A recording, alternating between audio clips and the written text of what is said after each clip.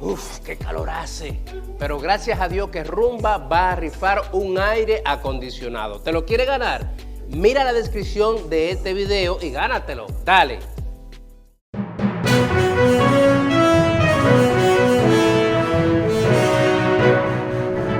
Estamos de vuelta en Cátedra Médica. Si usted acaba de sintonizar, hoy nos acompaña en cabina la doctora Sherezade Hasbun y estamos hablando sobre enfermedad de Hashimoto o tiroiditis de Hashimoto en el programa del día de hoy para que ustedes puedan tener a la mano toda la información necesaria y puedan identificar quizás algunas manifestaciones. Volver a recordarles que las líneas están ahí disponibles para que ustedes puedan comunicarse con nosotros. Son 809-682-9850 y la línea internacional 833-380-0062. Doctora, usted decía de inicio que la enfermedad de Hashimoto es una enfermedad crónica que no se cura, sino entonces ese tratamiento se da para manejar los síntomas. ¿Cómo se da el manejo en tema de tratamiento farmacológico?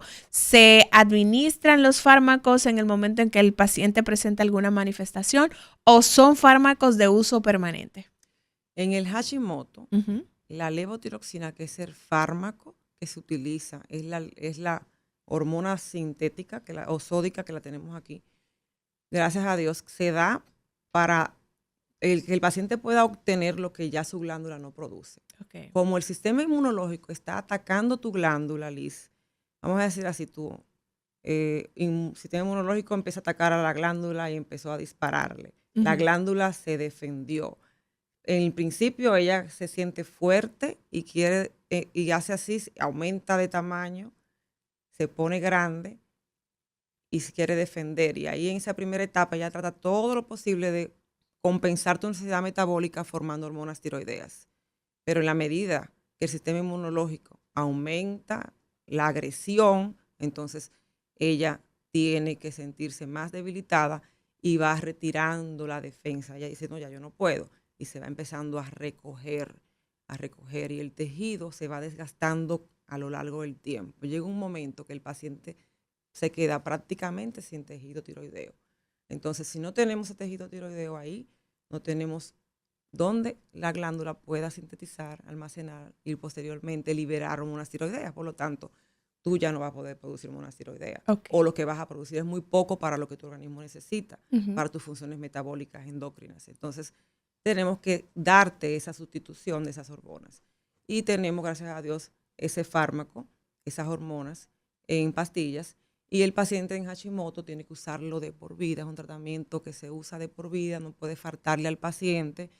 Y es como si fuera el medicamento de la presión. Y digo el de la presión porque es el único medicamento que el paciente nunca deja. De uso continuo el paciente. De hecho, el paciente puede dejar cualquier otro medicamento para cualquier otra condición, pero el de la presión por general no lo dejan. Entonces hay que decir que es como si fuera el de la presión. Ese no se deja. Y el endocrinólogo se convierte en el médico de cabecera, incluso yo diría el más importante, del paciente de Hashimoto. Cuando tiene otra condición, siempre debe consultar con su endocrinólogo. Si va para una cirugía, con su endocrinólogo primero. Si va a odontología, consultar con su endocrinólogo primero.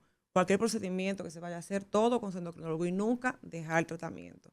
Es un tratamiento económico, es fácil de utilizar, se toma por las mañanas, 30 minutos o una hora antes del desayuno, antes del café, porque es una hormona muy sensible que se puede alterar y no absorberse adecuadamente cuando lo utilizamos con alimentos o interfiere su absorción también cuando lo combinamos con otros medicamentos. Entonces, siempre se recomienda a los pacientes que tengamos esa hora más o menos de lejos de cualquier alimento y de 3 a 4 horas lejos de cualquier medicamento para evitar que no se absorba adecuadamente o que pueda interferir con otras cosas. Eso es importante, que es de por vida en el caso del paciente con Hashimoto.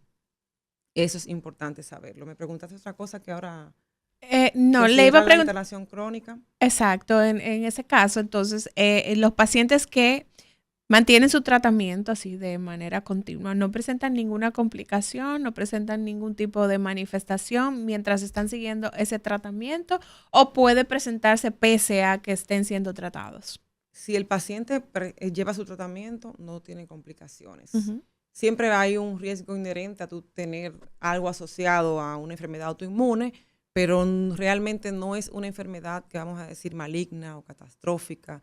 No hay por qué decir estoy condenado porque tengo Hashimoto. No, eso es, gracias a Dios, un tratamiento que se lleva fácil y puede desarrollar su vida normalmente sin ningún complicarse, o sea, sin mayores complicaciones. Y realmente el paciente lo que tiene es que ser diagnosticado, porque cuando no se diagnostica, sí tenemos un paciente que puede pasarla difícil, Liz, pasarla difícil. Y en fuera del aire te decía que en sentido general el hipotiroidismo de Hashimoto y cualquier hipotiroidismo, si se diagnostica a tiempo, el paciente no va a tener complicaciones, pero de lo contrario, mira, un perfil de lípidos muy alto, por ejemplo, que no baje, que sea tratado y que en lugar de mejorar el paciente empeore con el uso de estatinas, con mialgia, con artralgia. Puede ser que solamente sea corregir el hipotiroidismo primero y luego tratar la dislipidemia. Y con eso sencillo, el paciente puede mejorar y puede evitar incluso tener un infarto. Que ya usted decía, bueno, lo hablábamos fuera del aire, pero sería bueno dejarles información a la gente que nos escucha de el descuidar un hipotiroidismo, el riesgo que puede traer a la salud y a la vida de ese paciente. Correcto. Hay pacientes, sobre todo he tenido pacientes en cuidados intensivos, que han llegado por ejemplo, una enfermedad cerebrovascular isquémica, lo que la gente conoce como un ACV. Ajá. Llegan a intensivo, tienen un antecedente, por ejemplo, de una tiroidectomía total, que es una cirugía que se hace cuando se le saca la tiroides. El paciente también se queda en hipotiroidismo. Sí, claro. Y tiene que ser suplementado, sustituido con la levotiroxina.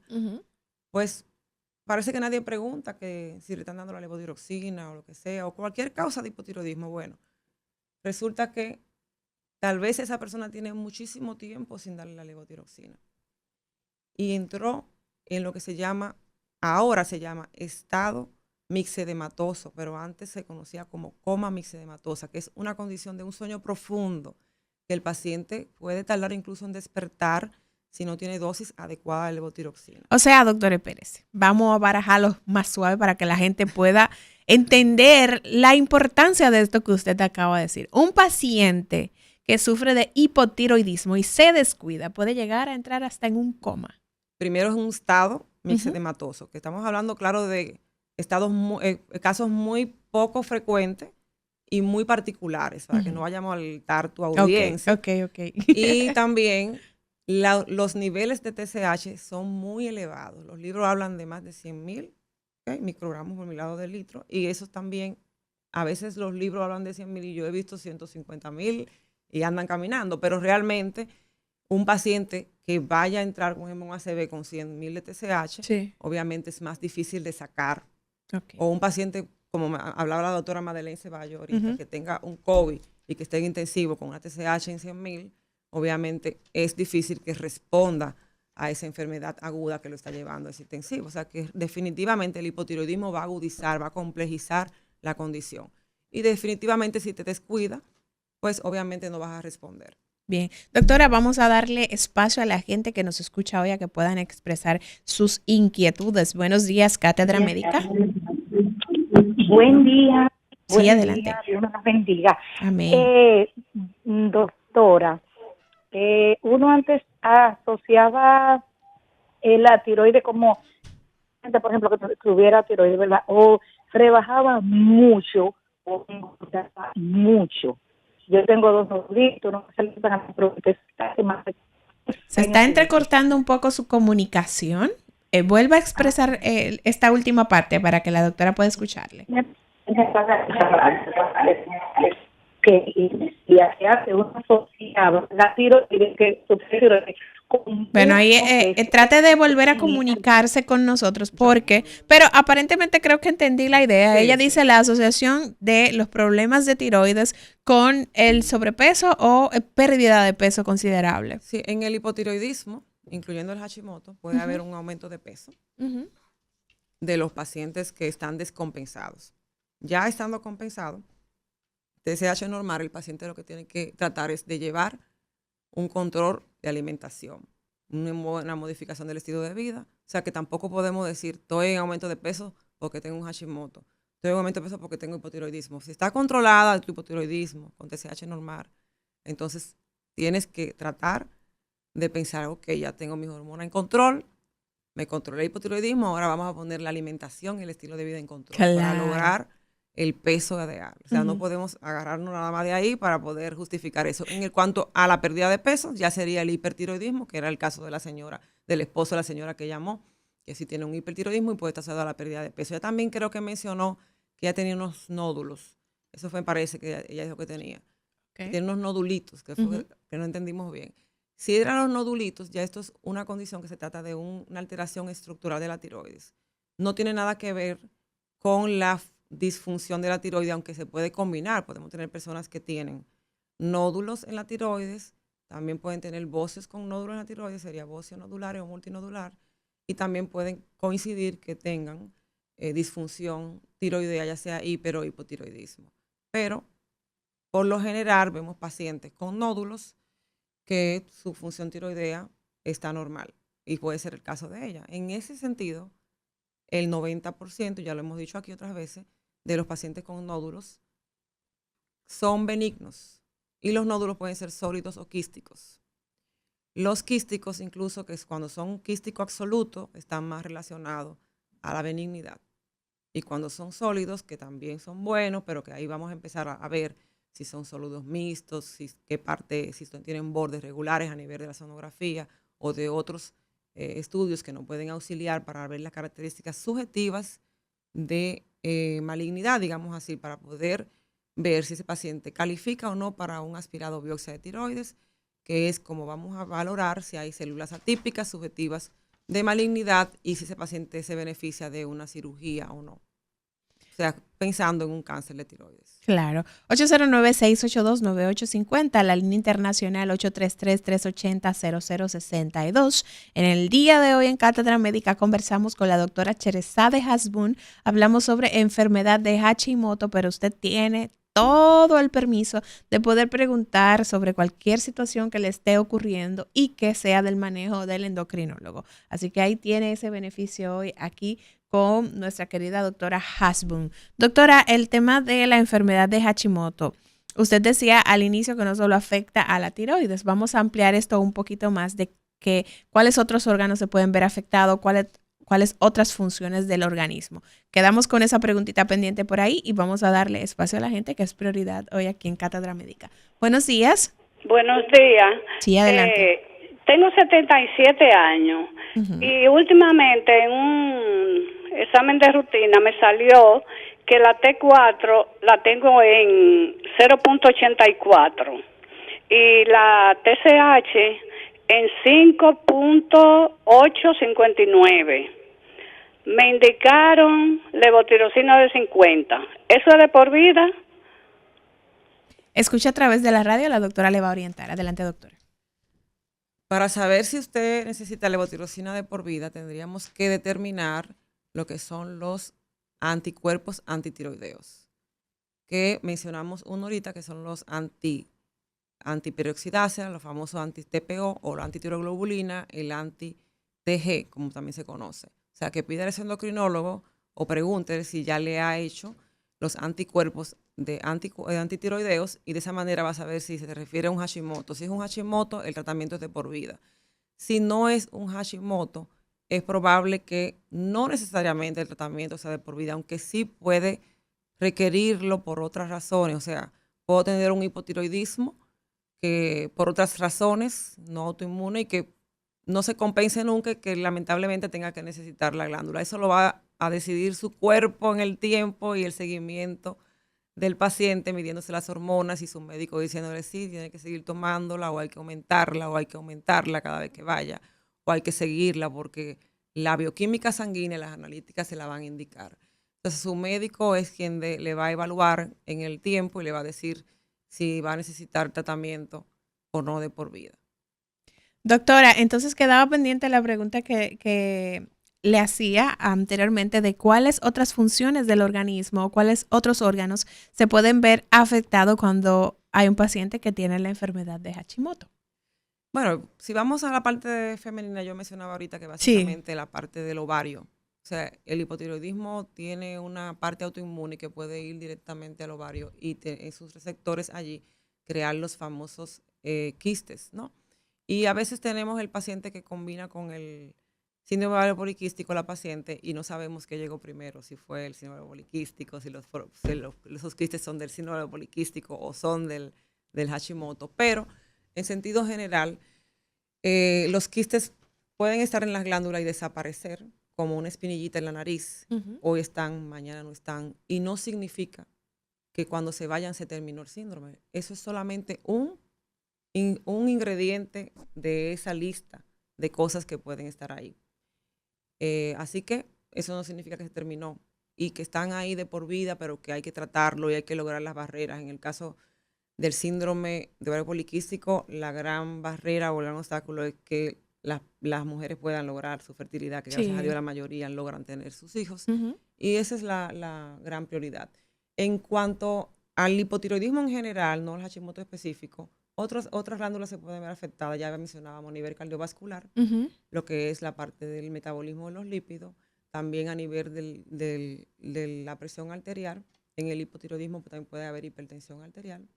También puede haber alteración del ritmo cardíaco. O sea, básicamente los síntomas, cómo se ven.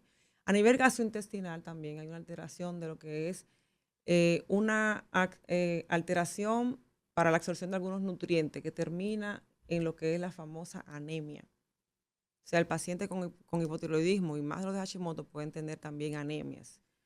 O sea, que varios órganos y sistemas, Liz, pueden verse afectados. Y uno decir, wow, pero yo tengo esto.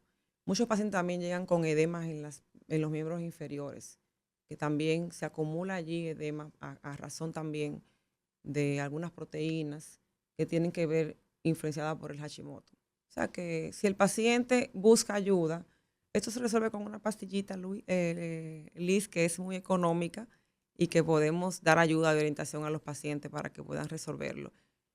Y olvidarse de que tienen una condición en el sentido práctico y sencillo de la palabra y en el buen sentido de la palabra. Claro. De que pueden llevar una vida saludable y como cualquier otra persona. Claro, con el tratamiento adecuado, el seguimiento adecuado y el manejo adecuado por parte de su especialista, que ya decía usted, el paciente que tiene enfermedad de Hashimoto debe saber que su doctor de cabecera es el endocrinólogo. Cualquier cosa que vaya a hacer tiene que ir donde su endocrinólogo. Correcto. Primero a verificar cómo está todo. Correcto. ¿Cada qué tiempo debe darse seguimiento a un paciente con enfermedad de Hashimoto, doctora?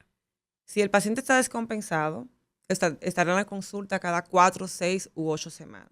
Si el paciente está compensado, lo podremos ver cada 6 meses y hasta 1 año.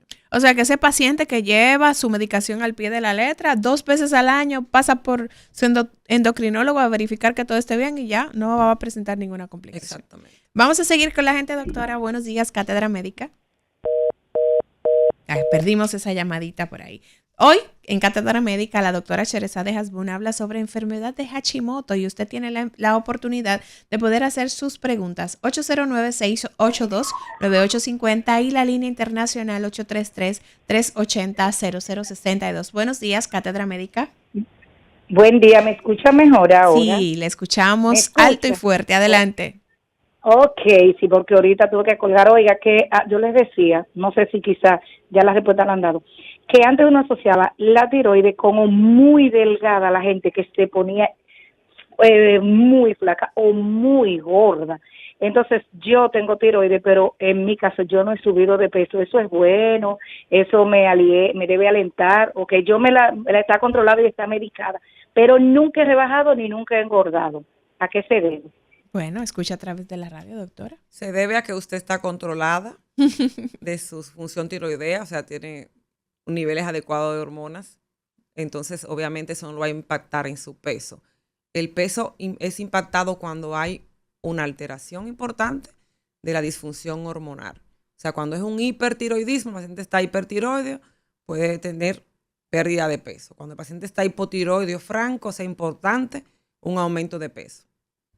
Pero usted está controlada, por lo tanto, si usted aumenta de peso, tiene que decir, estoy comiendo mucho, no estoy haciendo ejercicio, algo está pasando, un cambio en mi alimentación.